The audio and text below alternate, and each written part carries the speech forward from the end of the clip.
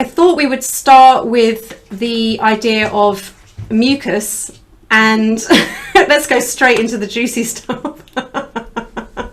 It's my favourite topic because as a singer or a speaker, whether we have excessive mucus or whether we have that sort of sticky, thick mucus, neither of which are really actually conducive to a voice that really functions really well. And we can often end up clearing our throat a lot.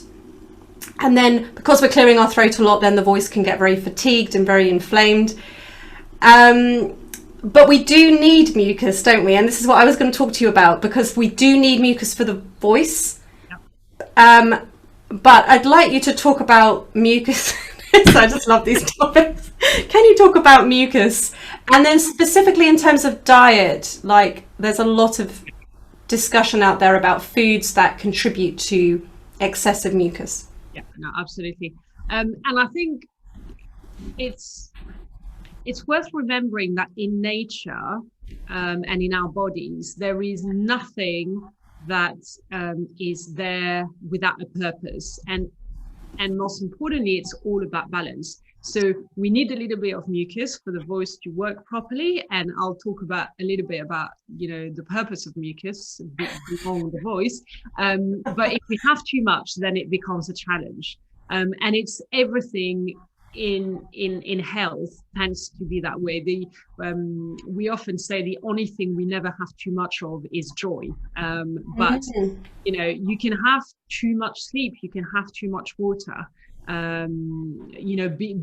the stuff that we know is not great for us, like I don't know, sugar and alcohol, whatever. But you can definitely have too much water and too much sleep. So that's worth remembering, because I think sometimes we go on a mission of we have to absolutely eliminate everything that's bad. Well, the reality is not, nothing is really truly bad. If it exists, it's because it has a purpose.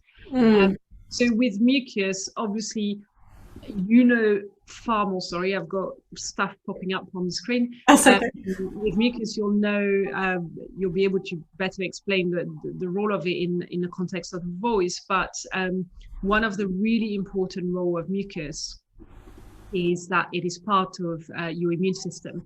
So it's part of the defense, and you need to have mucus in your throat and your nose cavities, but also in your gut to create a barrier, if you like, for pathogens that we don't want to get into our body. So mucus is really important, but obviously too much mucus becomes the challenge. And some of the really there's some really obvious reasons why we might have too much mucus. Like when we have a cold, we have a lot of mucus because what the body is doing is it's producing mucus to try and get rid of, the virus or the bacteria that we don't want to enter the body. So it's a really core part of our immune system. It's one of the very first defense. And sometimes actually when we are too stressed, for example, we won't have enough of the mucus in our digestive system, in our gut lining. So it is, we do want to look after our mucus. But that's a sentence you don't hear very often. Yes, no, exactly. Obviously, like I said, not too much. And it is one of the questions I ask if, do people have excessive mucus? And that is often a sign of either, allergies when there's hay fever and, it's the hay fever season, which I know some people are already saying is coming. It's starting, but also food sensitivities. And definitely food and the foods that we eat, if we are sensitive to a certain food, it could come out as excessive mucus production. And the most often, common food sensitivity that produces mucus is dairy. And that is extremely common. So kind of postnatal drip and excessive mucus, it's definitely a red flag for dairy intolerances. Yes, absolutely. And that's what I had heard as well. And and it's a big problem. So from a sort of voice perspective, the vocal folds have a similar coating to the inside of our cheeks, and so we need mucus to enable the vocal folds to vibrate. So they vibrate incredibly fast, between 100 and 1,000 times a second. It's mind-blowing. So they need the mucus to be able to move freely and flexibly. So when we have too much mucus, it just gets in the way, and we're just trying to clear it, and we can't use our voice clearly. But then we need enough. If the voice gets too dry, then that also becomes a problem as well. So as you say, it's all a balance.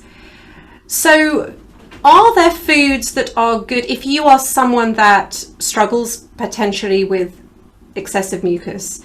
Are there foods that are better, or what could someone do? If we think that it's linked to inflammation because it's Yep. part of the immune system, Yeah. any food that is potentially, so I said dairy, but any food that we're potentially sensitive to Yep. may cause excessive mucus production because it's inflammatory. So within that category, everything is completely individual, and Yeah. you may be sensitive to something that I'm not sensitive to, and vice versa. You may be sensitive to almonds but be absolutely fine with hazelnuts. So kind of it becomes really quite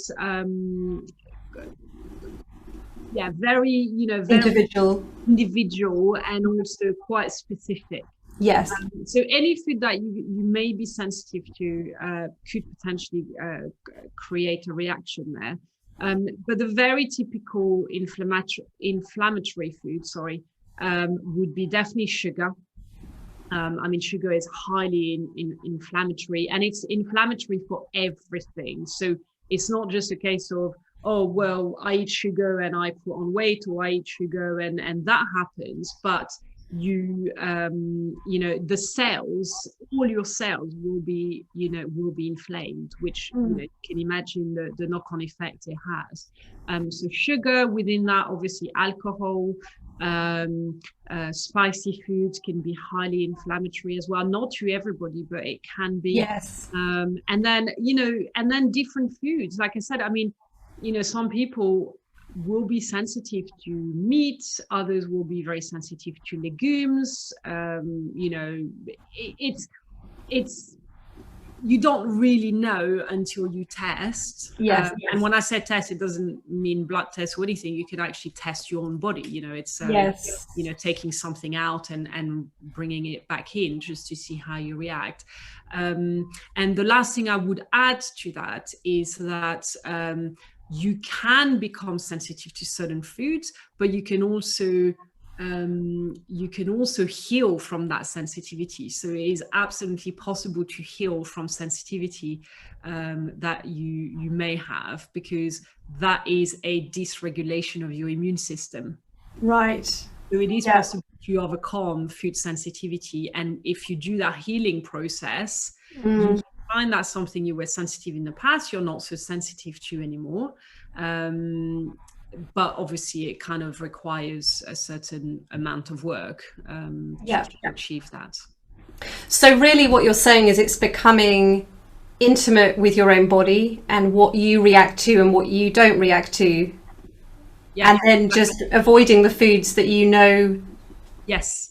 increase that mucus production. Presumably, without stating the obvious, drinking more, well, although you said drinking too much water, but presumably drinking more water would help clear that mucus as well. Yes. So, to have enough mucus, it is essential to be well hydrated. So yes, absolutely. Hydration is really critical. In terms of clearing out the mucus, it very much comes down to eliminating the food that you're sensitive to. But like I said, you can also recover from those sensitivities. So, saying, oh, I'm never going to be able to eat this or that's not necessarily true. Having said that, I always have a lot of caution when it comes to gluten and dairy, because these two big categories are I mean, certainly in terms of gluten, people who have eliminated it very rarely are able to bring it back in without, some symptoms coming back. Right.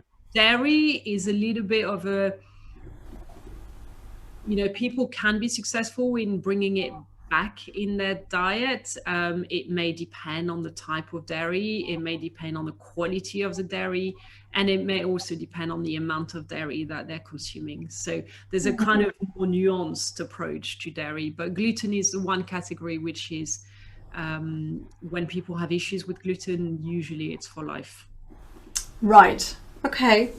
So that's yeah, that's interesting. And I think we live in a society now where more and more of us are becoming intolerant to gluten. Yeah, yeah. And I just remember when I grew up, that was like I just ate bread all the time. I mean, that's just what you did. You had bread for breakfast, lunch, and dinner in some shape or form. Gluten is a really, I mean, at times it's controversial. There are definitely some people saying, this is nonsense, we should be able to eat gluten. I think we understand enough of the mechanics of what's happening with gluten that it is potentially a problem for everyone. I think we don't really understand why there is such an epidemic of people being sensitive to gluten. One question I always have is it the gluten, or is it what we have done to gluten as well? Because the foods that contain gluten has changed a lot. Yeah. Type of grains we're using, so it's a big topic. It's a really big topic, but I haven't had a single client who hasn't felt better after eliminating gluten. Yeah. And dairy is, I mean, sadly, because I love cheese, and dairy is sadly a category which also falls, it falls into that category of people generally feeling better when they take dairy out. Yeah. Sadly, all my favourite foods are in the no-go category. I could live on bread and cheese, basically. Yeah. I mean, I should have been French. Yeah, I haven't eaten bread for 4 or 5 years now. 4 years, I think. Cheese, it has been my downfall on the, I go through phases, but I haven't eaten cheese for probably a year now. Yeah. And yeah, I mean, I miss it. I still miss it. Maybe I need to start making my own cheese with cashew nuts and all sorts, but or find a good supplier. But I've not tried proper vegan cheese, so I don't know. But some people say it's lovely, so yeah. Well, and I think that whole market, the vegan food market, is just exploding. So I'm sure something is going to appear, hopefully, that's delicious.